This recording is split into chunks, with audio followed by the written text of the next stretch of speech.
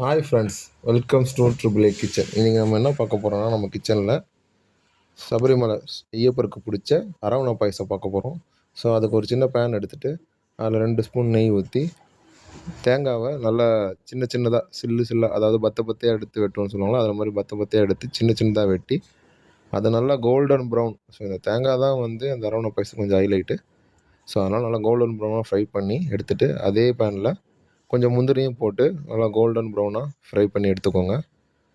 அதுக்கப்புறம் என்ன பண்ணுங்கள், ஒரு சின்ன பேன் ஒன்று வச்சு அந்த பேனில் 1 கப்பு ரைஸுக்கு 2 கப்பு வெல்லம் அந்த இதில் எடுத்துக்கோங்க. வெல்லம் வந்து பாகு வெல்லம் எடுத்துட்டிங்கன்னா கலர் கரெக்டாக வரும். ஸோ பாகு வெல்லம் எடுத்துகிட்டு 1 கப்பு தண்ணி ஊற்றி அதை நல்லா வந்து கரையிற அளவுக்கு வந்தால் போதும். ரொம்ப அந்த கம்பி பதம்லாம் வேணாம், கரைஞ்சி வரும். அதுக்குள்ளே நீங்கள் என்ன பண்ணுங்கள், இந்த கேரளா மட்டா ரைஸ் 1 கப் எடுத்து அதை வாஷ் பண்ணி வச்சுக்கோங்க இந்த கேப்பில்.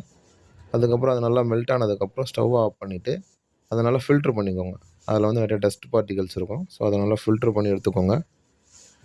ஸோ ஃபில்ட்ரு பண்ணதுக்கப்புறம் நல்லா வெயிட்டான பாத்திரத்தில் செஞ்சிங்கன்னா இது நல்லா சூப்பராக வரும். 2 ஸ்பூன் நெய் ஊற்றிட்டு அந்த கழுவி வச்ச அரிசியை ஆட் பண்ணிக்கோங்க. கேரளா மட்டா ரைஸ்னு எல்லா ஸ்டோர்ஸில் கேட்டாலே கிடைக்கும். ஸோ அதை நல்லா வறுத்துட்டு அதுக்கப்புறம் 1 கப் ரைஸுக்கு 5 கப் தண்ணி, ஏன்னா இது வேக கொஞ்சம் டைம் எடுக்கும், ஊற்றிட்டு நல்லா பாயில் பண்ணுங்கள். தண்ணியெல்லாம் நல்லா சுண்டி வந்ததும் நல்லா வந்து பாருங்கள், இந்த மாதிரி சுண்டி வந்ததுக்கப்புறம் நம்ம மெல்ட் பண்ண அந்த வெள்ளைப்பாகை ஊற்றிடுங்க.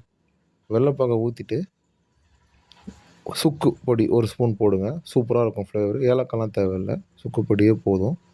அதுக்கப்புறம் நல்லா வற்றி வந்த ஸ்டேஜில் 2 ஸ்பூன் நெய் ஊற்றிட்டு உங்களுக்கு வேணும்னா இன்னொரு ஸ்பூன் ஊற்றிக்கோங்க. அதுக்கப்புறம் நம்ம வறுத்து வச்ச பொருள் இந்த முந்திரி, தேங்காய் இதெல்லாம் போட்டுட்டு நல்லா மிக்ஸ் பண்ணி விட்டுட்டு இந்த பச்சை கற்பூரம்னு சொல்லுவாங்க, அது கொஞ்சமாக, நிறையா போட்டுறாதீங்க, கசக்கும். கொஞ்சமாக போட்டுட்டு ஒரு பிஞ்ச் சால்ட்டு போட்டுக்கோங்க. அந்த ஸ்வீட்டை என்ஹான்ஸ் பண்ணி கொடுக்கும். அதுக்கப்புறம் ஸ்டவ் ஆஃப் பண்ணிவிட்டு நீங்கள் உங்களுக்கு பிடிச்ச எந்த கடவுளுக்காவது இதை வந்து நீங்கள் கொடுத்தீங்கன்னா நல்லாயிருக்கும். நீங்களும் சாப்பிட்டு பாருங்கள்.